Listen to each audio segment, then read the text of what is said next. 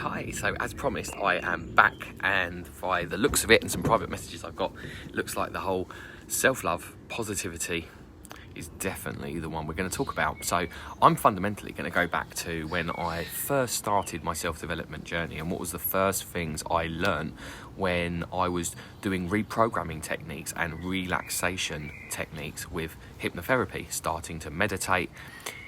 First thing I want to say is the quality of our lives will always be dictated by the quality of the conversations that we have with ourselves. So where do things like depression and anxiety actually come from? Well, it comes from thinking, overthinking. Sugar and overthinking are the two biggest addictions in modern society these days. You know, we're hardwired. We've got amygdala in our heart center, and that's basically controlling our fight, flight or freeze. But we're evolved. We're not, we've got in our DNA to, cavemen and women would have been fearful of going outside when they can get food. Are they going to get eaten or attacked by the tribes, by wild animals? So in everyday life now, we still have that in our DNA to be frightful, but we don't have things which are threatening our lives. We have things like bills, people, influences, being late, traffic jams, things that stress us out, and we basically have that same chemical response as if someone was trying to harm us, and that's why it's called fight, flight or freeze. So when it comes to anxiety and depression, well, where are those thoughts go? Because where thoughts go, energy flows, and if you're worried about what's going to happen in the future, that's kind of where anxiety comes from. But it's a false, it's a fallacy, it's just imagination. You're always going to find out that the reality in time isn't how you thought it would be. So it's kind of, you need to bring yourself back to be present, where nothing can harm you. Nothing can harm you right here, right now.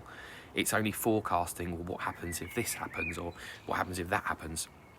Imagine when you've gone for an interview or something, you'd probably play out in your mind 50 times the different scenarios that the interview's going to go, and you're going to be picking holes in it and kind of, almost abusing yourself with negativity. Should have done this better, or this could go wrong. But the meeting comes and goes, and usually things go fine, right? But then in your mind doesn't know that you've had one meeting or 50 meetings that you've basically imagined. And so then it just basically has your experience of that just curves out as an average of the 50 that you've imagined, because your mind does not know the difference between a made up memory or a projection of a memory. We've got this marvellous thing, an absolute miracle that we're here anyway, but we've got an imagination.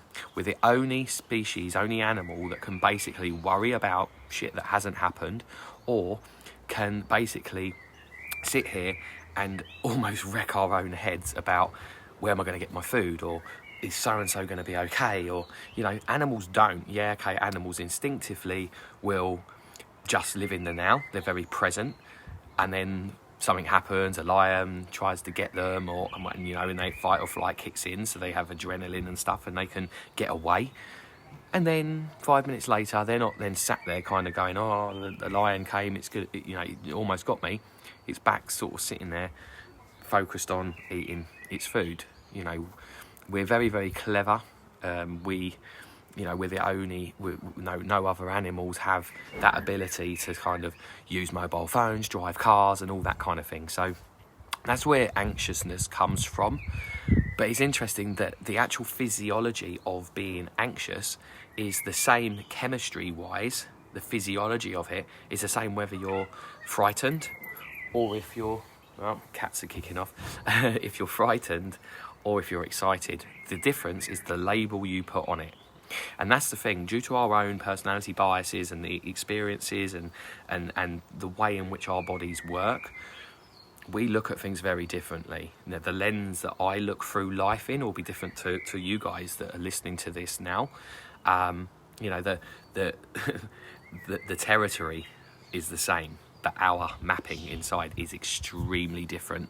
A problem might not be a problem for me, might be, devastation for someone else. And it's really, really handy sometimes in life when you're struggling with something to basically just change that perspective ever so slightly, to maybe Who wouldn't this be a problem for? Or someone you look up to, how would they deal with this situation?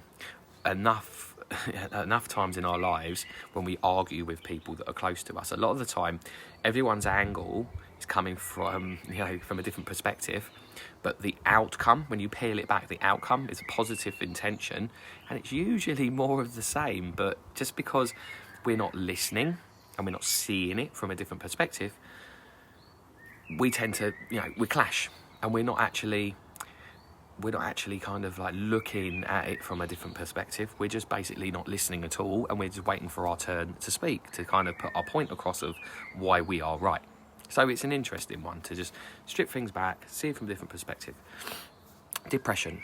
Now, depression, again, is overthinking, but depression comes from past.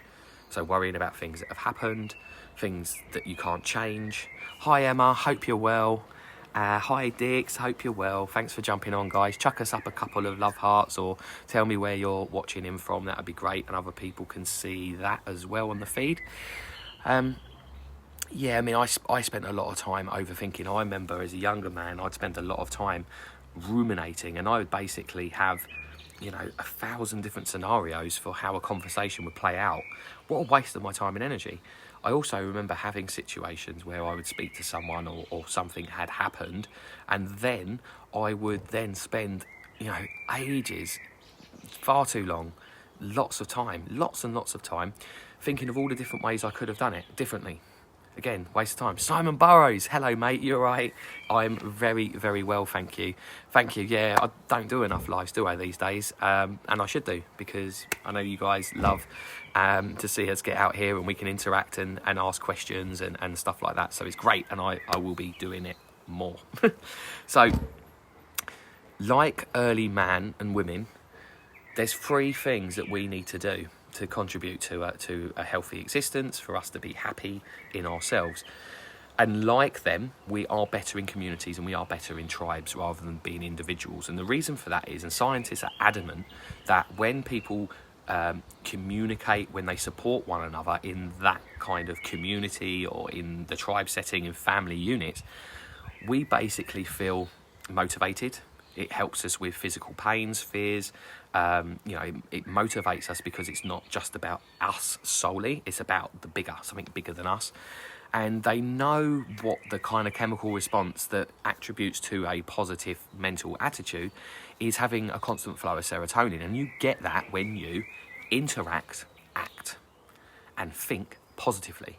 When you do those 3 things, so if you're acting, so you're living your daily life and you're coming from a positive bias, when you're interacting positively with other people, so and when you're thinking, and when the thoughts are in your head, so you can basically, if you have bad thoughts or anything, just turn them into something more positive.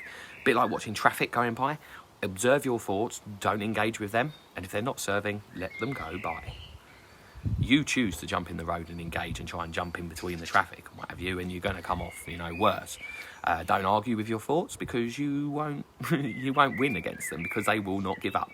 Your subconscious mind has been programmed and has been listening to everything you've ever done, listened to everything. It's listening to you all the time, and it's basically doing what you tell it. So we know that now as adults. We didn't know that when we were younger. So now we know there's certain things we can do by reading self-development, by doing affirmations, doing things that make us feel happy. So we go back to the 3 Ps, the acting, interacting, and thinking positively, to create a positive ripple and a constant flow of serotonin, which is our happy endorphins. So it's only fair to say, if that's what creates our happy thoughts and happy chemicals in our mind and our physiology in our body, well, what takes us the other way? Well, when you're anxious, you're down the depressed end. When you're anxious, you've got an overload of stress hormones and adrenalines, and when you're depressed, you don't actually produce any hormones at all. And there's certain things we can do in our life, because if we're loving ourselves and being mindful about how we speak to ourselves, speaking kindly to other people, letting go things that don't serve us, what slowly happens is we start to realise that these negative automatic thoughts get kind of replaced by positive automatic thoughts. And it takes time. I've been doing reprogramming audios, relaxation, so I can go within and go to the place of no thought, and just be. Whether then I was number one at basically overthinking everything and basically abusing myself mentally. And that's, that's what we all do. We've been programmed to do that by schooling, the news, other people external from us. Basically, if shit's bad and something can be complained about, it seems to be like more traction, more engagement on a post if I'm saying, oh, I'm having a bad day, than me talking about something positive. It's just the way we've been programmed. In my opinion, it's not right. And I've worked the last 2.5 years to actually turn my thought processes round and help other people to do the same by literally doing nothing, by listening passively to certain language and being aware of own language and situations and being able to just distance yourself from them ever so slightly rather than putting up with the shit. You don't have to put up with anything. Your choices got to where you are. Your choices will lead you to where you want to be. And wherever you are, it's a bit of a responsibility, but we are where we are because we chose to be there. Life is hard. It can be hard. It's actually meant to be easy, and we can control a lot of it through our thinking. Hi Louise, how you doing? Love my lives. Thank you. You're very, very welcome. Watching these positivity vibes. Yes, Simon Burrows. It's always good to have you guys on. Share, like, comment, do what you can. Throw that positive out so more people get to see it. So basically, that's my kind of hack for positive thinking, positive life, creating positive vibes. And if you like this and you want to throw a question up about how you could change your state, or how if you're having a bad day, what could you do to try and swing the balance back? It's fine. We all have bad days. I used to have a bad day every day. These days, probably one in about 70 odd days, I might have an off day. My cup isn't full, and that's fine. I'll take that every day of the week compared to how I used to feel. I didn't used to like getting up. I used to have these searing thoughts, and now occasionally they pop up, and then I can just let them go. Or there's things I can do. I've been to the gym today. That's been massive into really getting me high vibing. I love loving me, loving my muscles. If we're not moving, if we're not growing, we're basically dying. And every day above ground is a great day, okay? Even when the sun isn't shining, the sun is shining from behind the clouds. And just remember this one last thing before I get off, because I keep my videos short these days, is the quality of your life will always be determined by the quality of the conversations you have with yourself. And if you want to soar in life, guys, fly first, love yourself. Especially if you're single. We've all been programmed to seek validation externally from us. You've got to be top of the class. You've got to, have someone say, well done for this. But actually, everything that we need for our own happiness is inside us. And when we start there with a bit of relaxation, just tweaking, pivoting ever so slightly the way that we do life, how we think, how we feel, everything cascades away from ourselves inside. And we've all got beautiful gifts inside us, heavenly, divine gifts. We've got the energy that creates worlds running through us. We're like batteries that we just need to charge ourselves up through positivity, through thinking, through acting, good food, good nutrition. And it all starts with a little pivot and a change. And I thank you for my online business, my community, the wonderful products I get to work with and promoting good health, ultra hydration, nutrition. And I had my 40th birthday last week. I'm doing flying lessons next week. I'm then going to go to the Cotswolds with a special friend of mine and do a bit of a retreat. Life's good. We can all have bad days, but I'm happy to say I'm at 40 having so many more good days than I used to have. I didn't want to be here. I didn't know that life was so precious, and it was a miracle I was even here. Now life is beginning and my best life is in front of me. So love yourselves, love each other.